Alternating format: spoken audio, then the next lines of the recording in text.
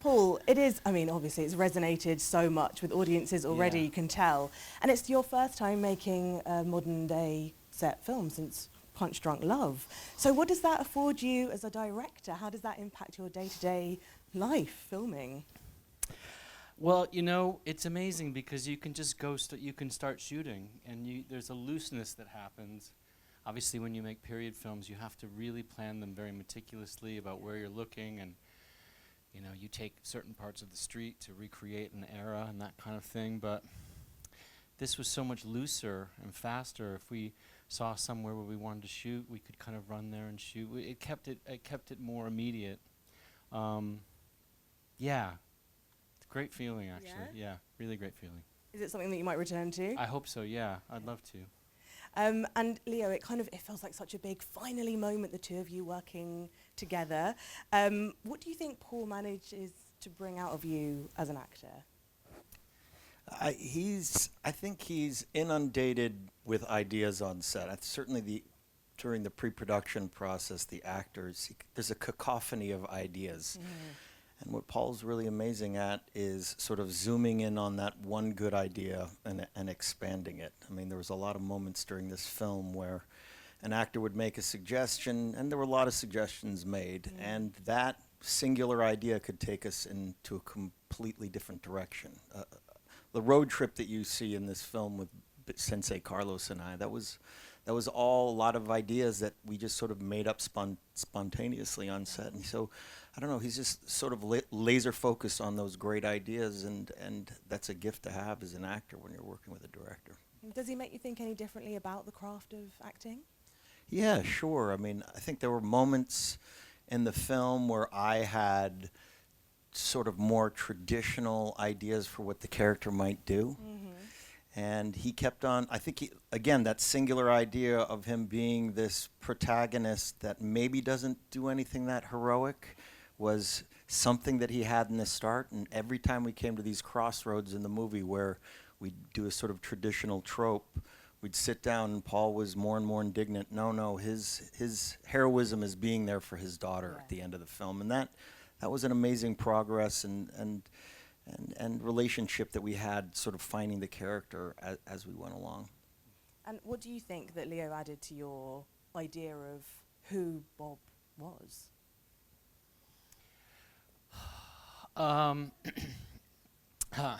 Well, who he was, I mean, it's a funny thing when to try to describe the process of working with an actor, especially somebody you've wanted to work with for a while. Everybody's different. And the only way that I can describe working with Leo is he talks and talks and talks and talks and talks. I talk too, so we both talk, but kind of what you realize is generally happening, there's a very long runway, a very, very long runway to the moment when it happens.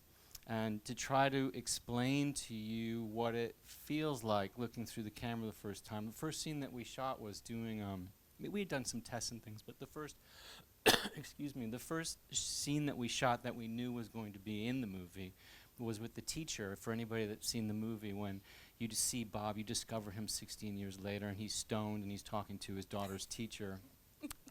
And the feeling of working with him and seeing it come to life, that all of our talking in circles and just exploring and getting ready to go was not wasted at all, that it was a very long runway to just watch somebody start to take off. And as a director, ideally, you're hoping at its best that you're handing this thing off to somebody who's now completely in charge. Okay. And you want them to be in charge. You need them to fight their corner and remind you of what they would do.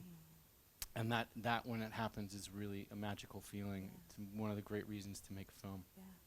Well, Leo, what's your process for sort of taking the reins of the character, your process of getting into that body?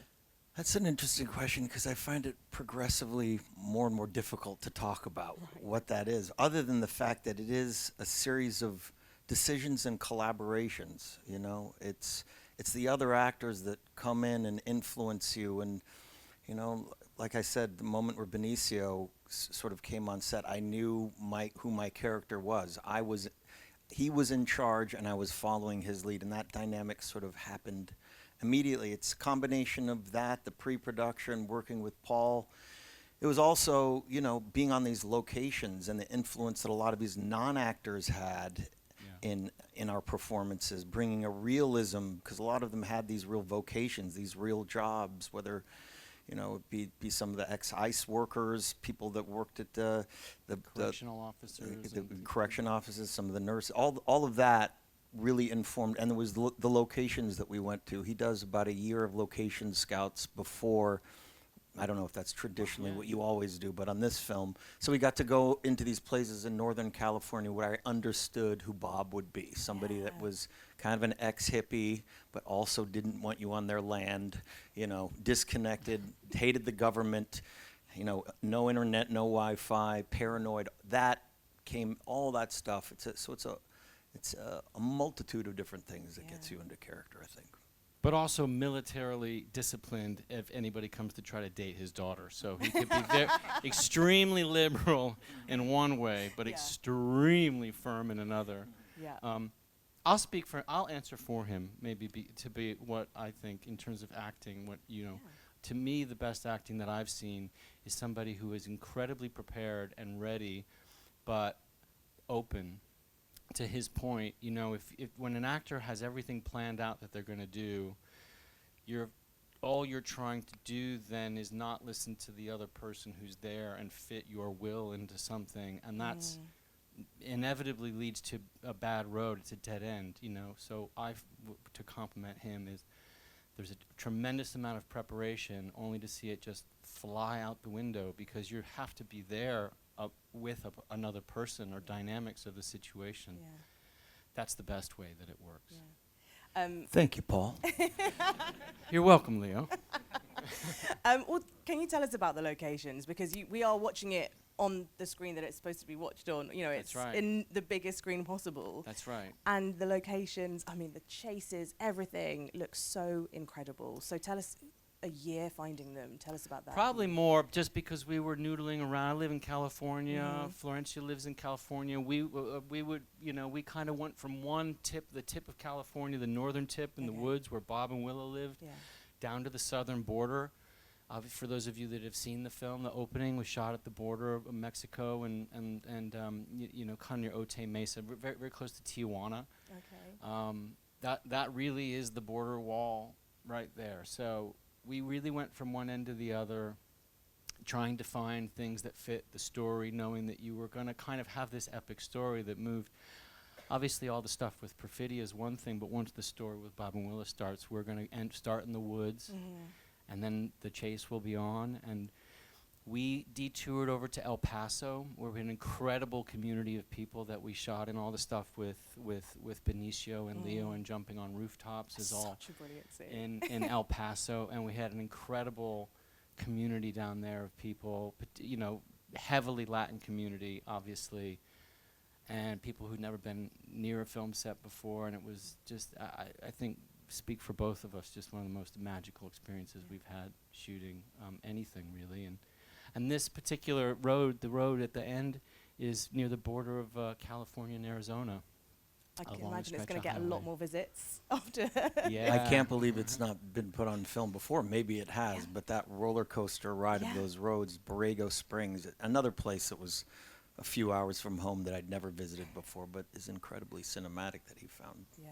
The best way to find locations for any filmmaker series is just get in your car and start driving or start walking. Really, it's kind of like, otherwise, locations are generally, there's a big folder of movie locations and they put it in front of you and they go pick. And that's why whenever we're watching movies, you're like, I've seen that before. I've seen that. Yeah. So just start walking or start driving or ride a bike. You'll find stuff. And the most important thing about finding the place is finding the people. Because then you find communities that tend to embrace you. Hopefully they do. Yeah. And just because you already mentioned it, the kind of the chase sequences, the action sequences, they're so brilliant. They are so frenetic, but also so funny. So can you talk about finding the balance between the action and the humor throughout this? Well, I don't know. I think we're both pretty cheap dates in terms of laughs, looking for laughs, and maybe I'm cheaper than he is. I think I would kind of go for a cheaper laugh, but I don't know. I think that we knew that we had a story that, at its worst, could be quite heavy, and maybe the way to keep it light and keep it moving was, to keep it funny. I mean, I know that when I go to the movies, there better be some laughs. That's what I like to see. Yeah. So I think we were making a movie we wanted to see, but knowing that you can't have jokes just for jokes, they have to generally come out of the people, and certainly it's easy to laugh with and at Bob. His heart is so big, but he's so incapable sometimes. I think part of the reason we laugh at him is his physicality as well, the way that he moves. I mean, the dressing gown has already become so iconic. So how do the costumes help you to kind of embrace a character's physicality? I think it's the most extensive conversations I've ever had about a costume in my life was this film. And it was because it was his hero outfit. And where do we find our hero? We found him smoking pot, watching Battle of Algiers, and he's got to go. And there was all these different iterations of whether he'd have this parka on and be poncho, right. more well equipped. Sound guy kind of said no poncho, that's going to mess up sound. But we did realize systematically that he has one particular goal, and that's to get back to his daughter. So wardrobe becomes secondary. But then the glasses came on. His sort of ridiculous way of trying to remain anonymous and be in disguise. That I had a vision for. I don't know why I thought about those strange optical glasses that go over spectacles. But I think I still have a picture that you sent me with those glasses, kind of like a sales pitch. Like, what about these? And I think I nearly choked on my cornflakes when I saw those. I said, that's a good idea. That's a good idea. You've talked about the sort of like father-daughter relationship. Is that where the kind of emotional crux for you is, and how did you work with Chase, Infiniti, who played your daughter, to kind of Well, find we that knew this emotion? movie was going to either live or die on Chase, on the Willa character. So he must have been a year searching for the right Willa. And, Chase came in. I think we kind of knew even beforehand that she was the one, but we had to keep going through the process. So there were more and more karate lessons that she did. We had a lot of rehearsals together, workshops. And I think in Paul's, very casual fashion, one day he just sort of dropped it on her that, oh yeah, you're doing the part. And this is after she's been waiting in anticipation for months and months. That's not cruel when you hear it back. It was never meant to be that evil. It was just sort of, I know. But we knew, but she had the perfect combination of this innocence and this innate, feeling that you must protect this girl. And she was able to take on Perfidio's sort of radicalism and fierceness and fighting spirit. So she had the combination of both. And, like I said, the movie works or doesn't work on that performance, and she absolutely nails it. And finally, what do you hope that audiences are going to leave the cinema thinking about? What's the one thing you want them to stay with? I would like them to think that is a great fucking movie. God, I had a good time. I mean, honestly, just be, the reaction to the film has been one of the best that I think I speak for both. I know I speak for both of us. Singular to both of us in our careers so far. I can't tell you how overwhelmed we've been with the amount of joy that people have expressed towards the film. It's an incredible feeling. And that's one thing, but to sit in an audience and hear them laugh and hear them be involved, that's just magical. It's great. Yeah. What a perfect note to end it on. I hope you all enjoy one battle after another. Please give it up for Paul and Leo. Thank you so much for joining us this evening.